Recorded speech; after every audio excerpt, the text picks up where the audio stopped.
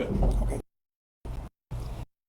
Well, thank you for being here. My name is Gary Edwards, City Manager here here in Nevada, and the Sheriff and Fire Chief are here and can answer any of your questions also. But glad to tell you that there have been no deaths, first of all. Also, relatively glad to tell you that there's been one injury that we know of. Possibly another one, but one injury that we can confirm at this point. We've been working as a team, the county, the city, the state, to address the damage that occurred entering from the southwest and exiting through the northeast. And it kind of hopped through town, and where it set down, extensive damage occurred.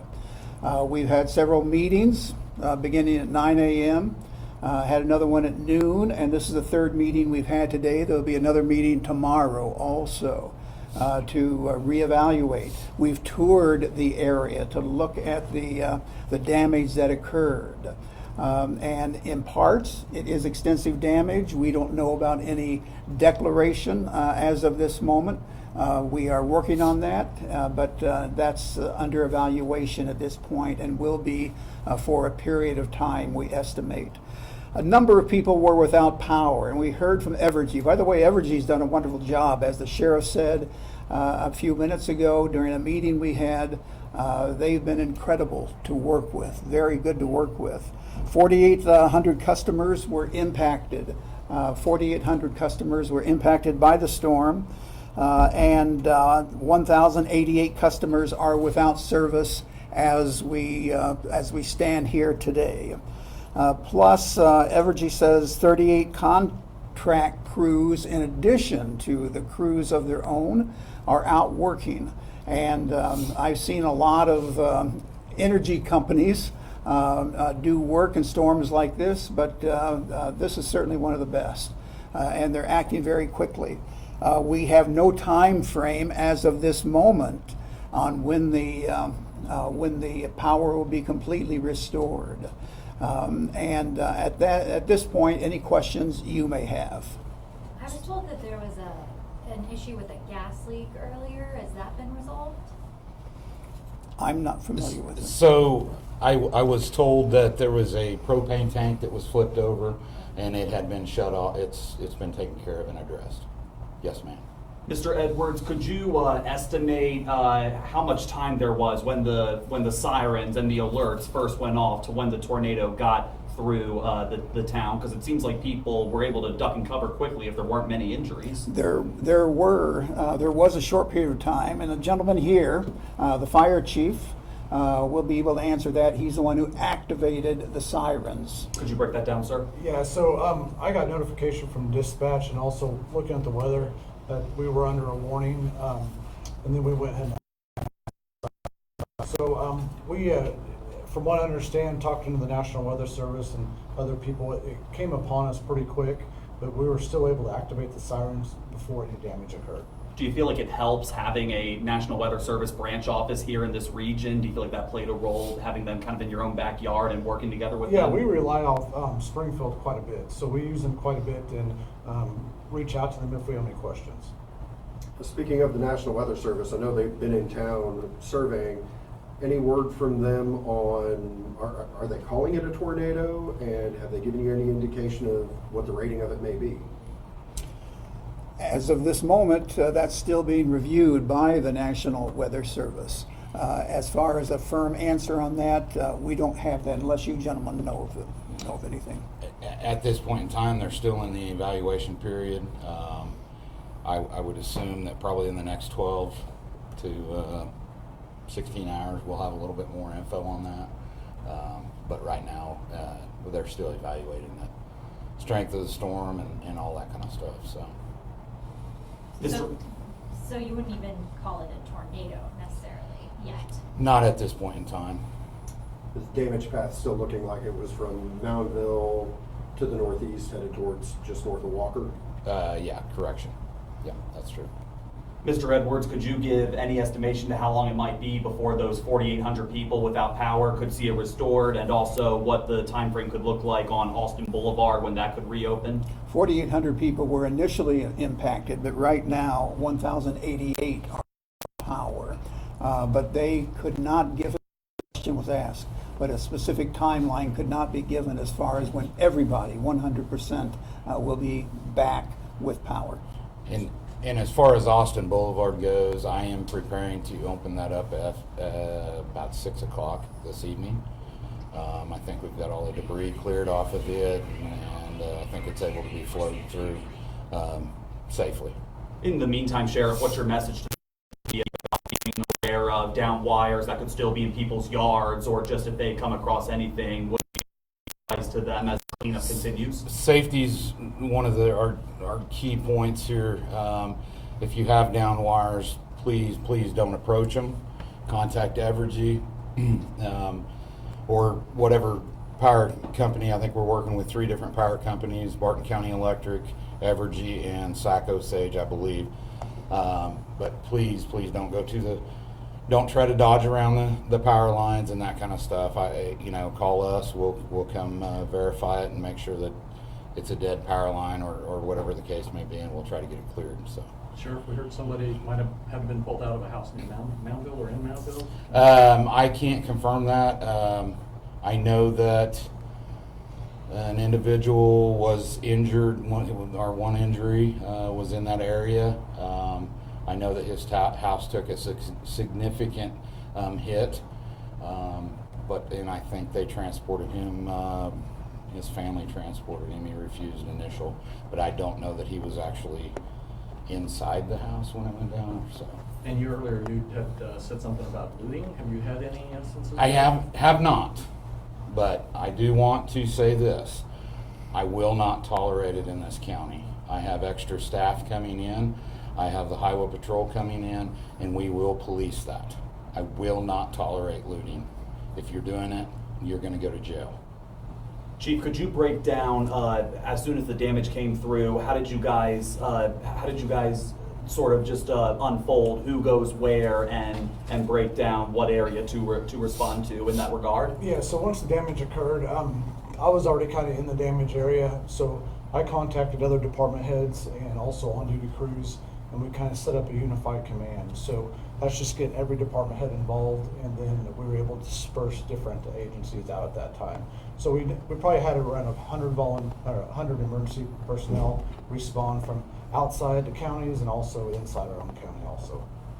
You had agencies from outside the county Yes, come in as well? Yes, Fort Scott, El Dorado, Bates County, and also Cedar.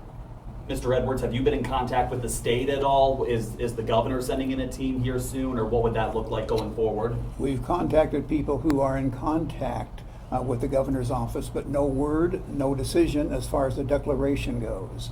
That's going to take a little while for that to be determined, and if it's going to be applied to us.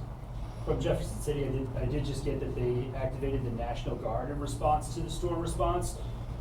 What kind of help would they be able to provide? Nevada, what would that look like for you guys? I mean, to be able to receive that assistance, what does that look like? So, if you guys are good with this, they would be like a perimeter area if we needed that closure to keep people out of it. With us opening up Austin, I don't know that we're going to have to worry about as far as a perimeter anymore, so we may not need them, but they are on standby if we need them. So just to clarify, no gas leak? Not to mine. It was a propane tank. Pretty much all of our rural housing, everybody has a propane tank on. I have one, and the last I knew that it was a propane tank that got turned over and the valve needed to be shut off. I just wanted to clarify, because Yes. we talked to someone who was right by the motel that was destroyed, who said he was without gas, and he said some of his neighbors were without gas as well. Yeah, so the gas company may have shut that off. I don't know that, but I don't know that there was a gas leak. Yeah. So it's a residential bullet tank thing. It wasn't Yes, Okay. that from what I have been told. There was multiple gas lines in residential houses, and if there's significant damage and those get damaged, we can just go shut those off. Yeah. So that's probably what they're referring to. Yep.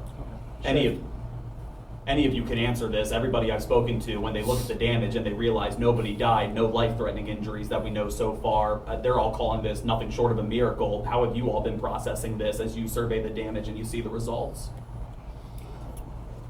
This has been talked about in several instances today. The city is lucky.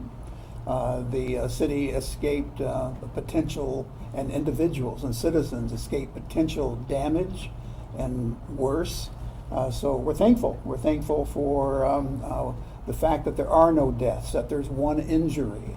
That's something always to be thankful for. And when you see, and some of you have seen, or all of you have seen, the spots that have been hit pretty hard, and we're very thankful no one was seriously injured except for that one person, and no one is dead. A lot to be thankful for. Two things, you know, the condition of this injured person, or they in stable, critical? I have been just, this is third-hand information. My understanding had some rib injuries, but that was the only thing that I've been told. And I can't confirm that, so I don't know that for sure. Understood.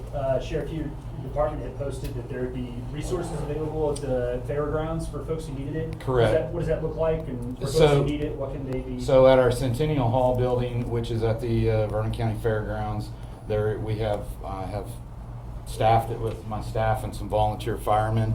So we have resources as far as help. Red Cross is there,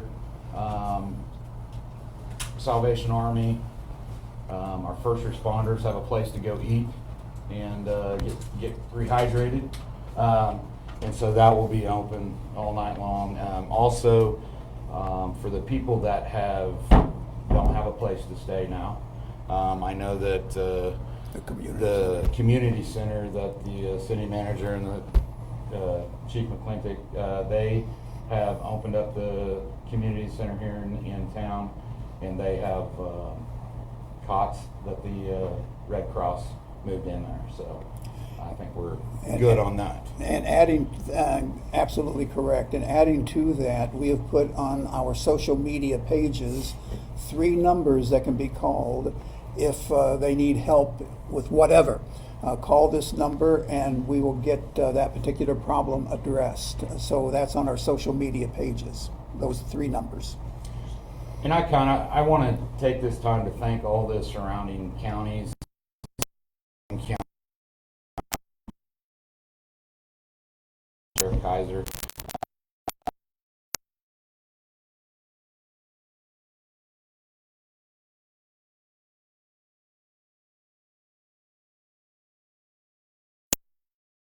For the response and the quick response. And all the rural fire departments, man, 120 people Yeah. sitting out front of I'd moved my mobile command unit down there. It was a little overwhelming. We didn't know which direction to go. All of my staff was called in, and we did our preliminary search to make sure we didn't have any injured deaths or anything like that. Then we went back out. We had enough staff to go back out again, make our secondary sweep. And so my staff is out patrolling now and making sure that, like Moundville area, they don't need extra water, anything like that, or there's injuries or whatever. So we're out being able to actually patrol and make sure the looting doesn't happen, that kind of stuff. So